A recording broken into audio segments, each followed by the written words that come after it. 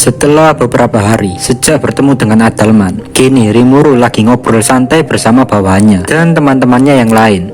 Di situ Ramirez berkata jika Adalman sudah kembali overpower seperti dulu lagi dan Adalman sudah layak jadi bos Dungeon atau labirin. Nggak lama ada seseorang datang dan itu adalah Milim bersama Gobuta yang lagi diseret. Keadaan Gobuta terlihat menyedihkan, seperti orang yang nggak ada gairah untuk hidup. Di sini Milim berkata jika Gobuta berhasil melewati masa pelatihan neraka yang diadakan oleh Milim. Bukan hanya Gobuta saja, tapi ada juga Rangga. Rangga seketika jatuh di pangkuan Rimuru karena terlalu kelelahan. Setelah istirahat dan kondisinya agak membaik, Gobuta menceritakan pelatihan bersama Milim. Gobuta berkata jika pelatihannya benar-benar membuat Gobuta nggak sanggup lagi. Tapi pada intinya, pelatihan yang dilakukan Gobuta membuatnya berubah menjadi kuat. Di dalam rapat kali ini Rimuru membawa beberapa item yang sedikit aneh. Ramirez, Veldora, dan Milim pun penasaran. Rimuru memberitahu kepada mereka bertiga untuk memikirkan sesuatu monster yang mereka inginkan. Setelah memikirkan dan membayangkan monster, mereka bertiga pun berubah bentuk menjadi monster yang mereka bayangkan. Veldora menjadi skeleton, Rimuru menjadi monster hantu, Ramirez menjadi seorang ksatria berarmor, dan Milim menjadi slime berwarna merah.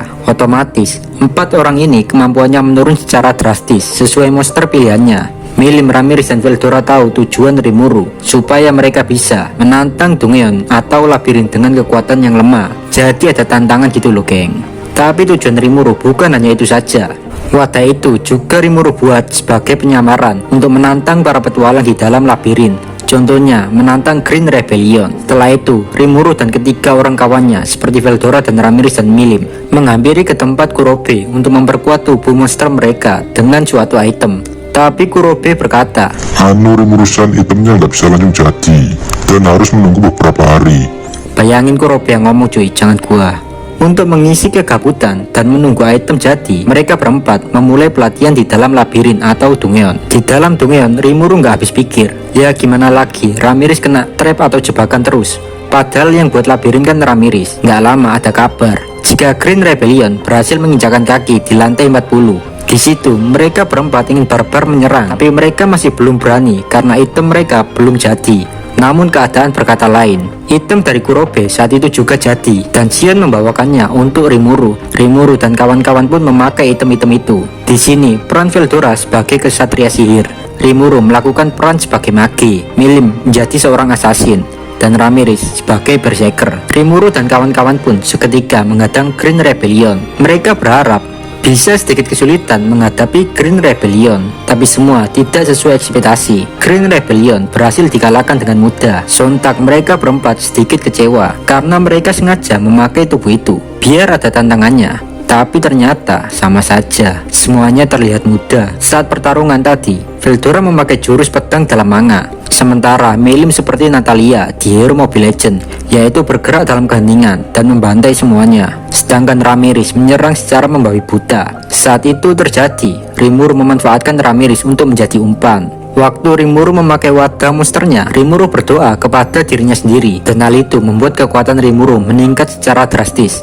Di sini Rimuru bisa mengambil kesimpulan, semakin banyak yang berdoa kepada Rimuru, maka Rimuru akan semakin kuat. Makanya Ruminas ingin memperbanyak pengikut. Ya alasannya gitu geng, bisa meningkatkan kekuatan tanpa latihan. Singkat cerita, kapten dari Green Rebellion terlihat sangat frustasi dengan kemunculan mereka berempat yang datang secara tiba-tiba. Di dunia sebelumnya, Mariabel adalah orang yang dapat memanipulasi ekonomi dengan mudah. Bisa dibilang orang yang jenius dalam masalah ekonomi, dan dia dapat menguasai Eropa dan memanipulasi ekonomi dengan mudah. Di dunia baru ini, Mariabel yakin jika dia bisa melakukan hal yang sama seperti kehidupannya sebelumnya. Bahkan dulunya Mariabel pernah memberikan hutang kepada suatu negara lemah, dan dengan hutang juga Mariabel menghancurkan negara tersebut. Saat di dunia isekai Kintil ini, Mariabel punya skill unik bernama keserakaan atau Grade 1. Saat Mariabel berumur 3 tahun, dia bertemu dengan pendiri dari Dewan sekaligus kakeknya, yaitu Granbel.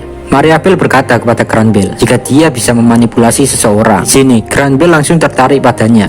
Sejak hari itu mereka memutuskan untuk bekerja sama. Granbel berkata jika dia ingin menguasai dunia, bahkan jika dia mati, maka Mariabel harus menggantikannya untuk melanjutkan cita-cita sekaligus ambisinya, karena Granbel ingin keluarga Rosso yang berada di puncak. Di lain cerita, di negara yang bernama Shiltorozu. Yuki bersama anggota dewan sekaligus seorang investor di asosiasi kebebasan. Dia bernama Johan Rosteria. Yuki berkata jika Rimuru telah mencurigainya. Di sini Johan merasa emosi atas semua kegagalan Yuki. Yuki mengatakan jika kehadiran Rimuru emang sedikit meresahkan karena kehadiran Rimuru rencananya nggak ada yang pernah berhasil. Nggak lama saat mereka berdua berbincang, ada seseorang datang dan dia adalah Mariabel. Mariabel ingin segera menggantikan semua mata uang di dunia baru dengan uang kertas. Alasannya karena Mariabel sangat mengerti cara mengendalikan ekonomi dalam genggamannya. Singkat cerita, mereka akhirnya diskusi. Mariabel juga berkata jika keberadaan Rimuru adalah suatu ancaman, namun Mariabel tidak akan bekerja sama dengan Rimuru kecuali jika memang tidak ada pilihan lain yang tersisa. Saat Mariabel sudah mengenal kepribadian Yuki, Mariabel merasa jika Yuki adalah tipe orang yang dapat dia kendalikan. Singkat cerita, mereka sepakat untuk mengundang Rimuru dalam rapat dewan yang telah mereka rencanakan.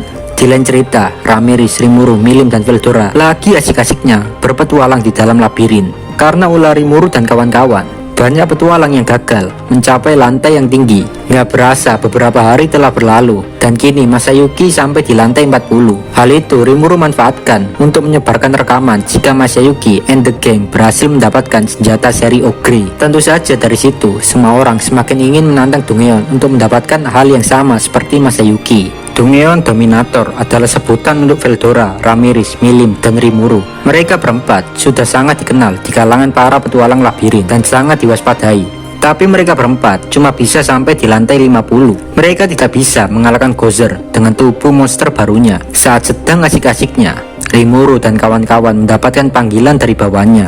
Rimuru dan kawan-kawan pun pergi meninggalkan labirin. Di dalam kantor, Rimuru sudah ditunggu Frey. Dengan nada sedikit kesal, Frey memarahi Milim yang kabur dari tugas negaranya. Milim di situ panik sambil melihat Rimuru dan kawan-kawan. Tapi Rimuru dan kawan-kawan nggak mau tahu dan berkata jika Milim harus segera menyelesaikan tugasnya. Dengan teriakan minta tolong, Milim tetap dibawa paksa untuk pulang oleh Frey. Bukan hanya Milim, tapi Suna juga terlihat sedikit emosi. Ramirez dan Veldora memilih meninggalkan Rimuru. Tapi sebelum Suna meluapkan emosinya, Myormil datang dengan memberikan sebuah surat. Myormil berkata jika Rimuru diundang oleh Dewan. Di situ Rimuru agak sedikit nggak percaya kenapa hal ini bisa terjadi. Namun Raphael sudah mengetahui jika hari ini akan pasti terjadi. Tapi Raphael sengaja nggak bilang ke Rimuru karena takut mengganggu Rimuru yang lagi asik-asiknya di dalam labirin. Dari obrolan bersama Raphael, Rimuru memiliki ide. Dan Rimuru berkata kepada Suna jika Rimuru di dalam labirin adalah untuk menyelidiki Green Rebellion, dan hal itu meredakan emosi Suna. Dewan mengadakan rapat darurat tepat pada event di Tempest berakhir. Di situ Dewan mengundang Hinata karena topiknya tentang Tempest. Hinata pun menerima undangan dari Dewan. Saat rapat, banyak dari anggota Dewan terlihat panik karena Tempest, sedangkan Hinata merasa jijik dengan orang-orang yang serakah akan kekuasaan. Di situ mereka berbincang apakah Tempest akan dijadikan anggota Dewan atau enggak. Mereka masih bimbang, takut Rimuru tidak bisa berguna bagi Dewan. Di situ Johan menyela pembicaraan Dewan dan berkata jika Kaisar Timur mulai bergerak. Di situ Hinata sebenarnya udah tahu, tapi para Dewan kaget tentang hal itu karena mereka baru mengetahuinya sekarang. Seketika pemikiran para Dewan langsung mantap. Mereka sepakat bekerja sama dengan Rimuru. Mereka menganggap jika kekuatan militer Tempest akan sangat berguna untuk menghadapi kekaisaran dari timur. Sesaat waktu Hinata akan pulang, dia dihentikan oleh seseorang. Dia adalah Pangeran Elric dari Ingrasia. Dia membawa pasukan yang berjumlah 10. Mereka berdua pun berbincang. Elric berkata jika dia ingin Hinata menjadi pengawalnya. Elric berencana saat pertemuan Dewan nanti, dia ingin memprovokasi Rimuru. Dengan spontan, Hinata menolak tawaran dari Elric. Hinata berkata jika gereja barat sudah menjalin kerjasama dengan Tempest, sementara para pengawal Elric bergumam satu dengan yang lain. Mereka berkata jika Rimuru adalah orang jahat. Dengan senyuman hangat, Hinata berkata jika dia akan selalu percaya pada Rimuru. Dan Hinata pun pergi meninggalkan mereka. Kini Rimuru pergi ke tempat rapat para dewan yang diadakan, yaitu di Ingrasia. Rimuru pergi didampingi oleh Benimaru, Suna, dan Zoe. Tapi Zoe bersembunyi dalam bayangan. Di situ Rimuru dan kawan-kawan jalan-jalan sebentar sambil ngopi di tempatnya Yoshida, meskipun yang menjaga warung kopinya adalah bawahnya.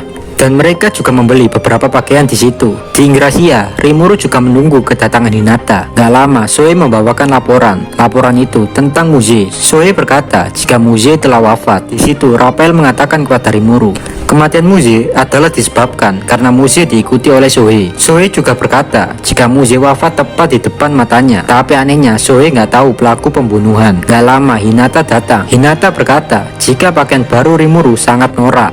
Rimuru hanya sedikit tertawa dan Rimuru mengganti topik pembahasan. Rimuru bertanya-tanya tentang kematian Muze. Di situ muncul kecurigaan jika di dunia Isekai Kintil ini ada senjata api. Hinata berkata kepada Rimuru untuk tidak memproduksi senjata api karena bisa mengubah tatanan dunia. Hinata juga berkata jika di rapat dewan nanti akan ada orang yang akan memprovokasi Rimuru. Hinata juga mengatakan agar Rimuru tetap tenang dan tetap hati-hati dan tidak ceroboh agar tidak merugikan Tempest. Namun Rimuru berkata biarkan saja para dewan memanfaatkan kekuatan militer dari Tempest. Dengan begitu para anggota militer Rimuru bisa keluar masuk ke dalam negara para dewan. Di sini Soe kembali memberikan laporan jika dewan ingin Rimuru memberikan bantuan untuk menghadapi kekaisaran dari timur. Besoknya Rimuru akhirnya pergi ke tempat rapat para dewan. Di depan pintu sudah ada beberapa bangsawan menunggu Rimuru. Awalnya para dewan memuji-muji Rimuru karena berhasil mengadakan event besar.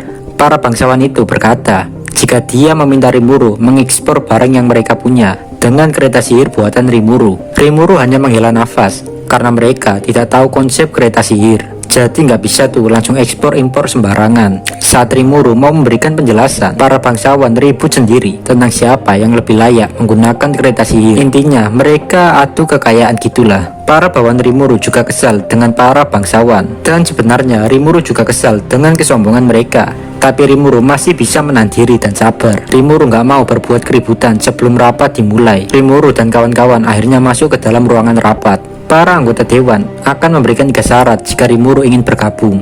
Syarat pertama, Rimuru harus mengikuti hukum internasional. Kedua, Rimuru harus dengan sukarela membuat zona ekonomi di negara para dewan. Ketiga, Rimuru memberikan bantuan kekuatan militer pada para dewan. Seketika hati Rimuru berkata, Nani? Rimuru merasa jika kehadirannya di sini hanyalah dihina oleh para dewan. Keadaan itu tentu saja membuat Rimuru kesal. Rimuru tidak terima dengan syarat yang kedua dan ketiga. Hal yang makin membuat Rimuru emosi yaitu para dewan memaksa Rimuru untuk membangun jalur kereta api di setiap wilayah mereka, dan di situ mereka saling berebutan tentang siapa dulu yang berhak dibangun jalur kereta. Para dewan lantas bertanya ke Rimuru. Pertanyaannya, bagaimana jawaban Rimuru? Apakah Rimuru setuju?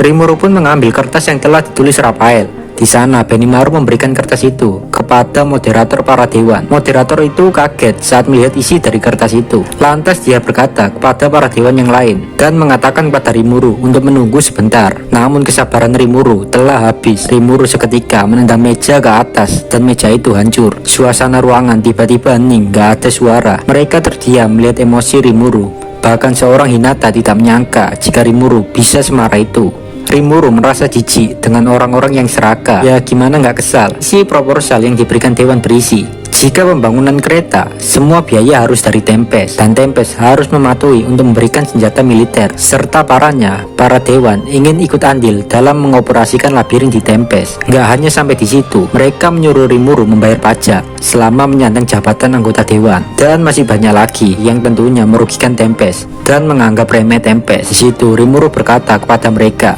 jika para dewan terlalu memandang remeh Rimuru. Dengan tegas Rimuru juga berkata jika dirinya adalah Demon Lord. Apakah layak seorang Demon Lord dipermainkan seperti ini? Ucap Rimuru dengan emosi. Padahal Rimuru nggak memakai aura Demon Lord. Tapi para dewan sudah ketakutan. Dewan yang ada di sana berkata jika ini adalah suatu kecerobohan mereka.